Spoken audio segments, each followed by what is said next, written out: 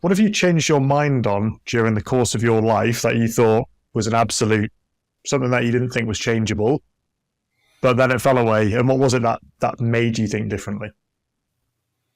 God, that's a really good question. That's a really good question. I'm not actually sure that I've ever fundamentally changed my mind about something. I don't think I. So I mean, I'm not a reformed leftist, for example. I mean,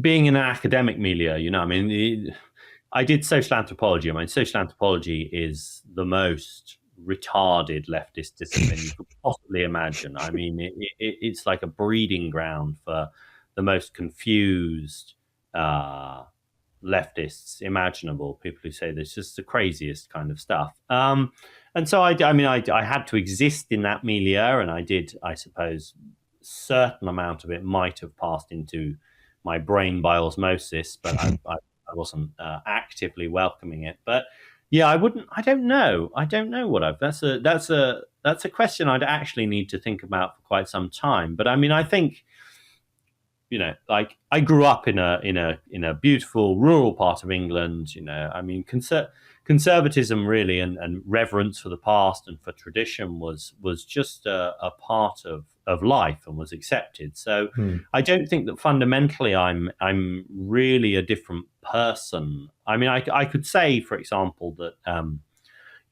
2016 was important. So I was in Oxford doing my DPhil in 2016, and the European Union referendum happened, and then Trump, and that was kind of a wake up for me, really, because I thought, actually, something very strange is going on. There's a real madness in the air, and I need to understand it, and I need to understand why the people who are propagating it revolt me as much as they do. So that was kind of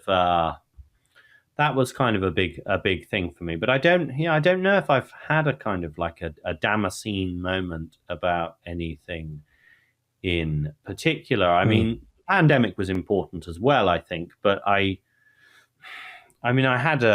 probably am a bit of a misanthrope at heart, and I had a fairly low estimation of the man on the street anyway. But I mean, certainly the pandemic, I mean, I had family friends saying to my parents that I should be kept under house arrest because I wouldn't take the vaccine.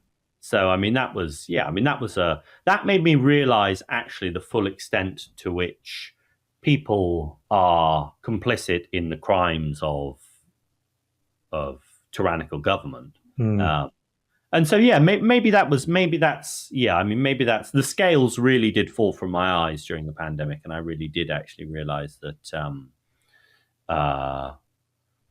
ordinary people can be very dangerous, and in ways that actually, maybe I hadn't quite realized before.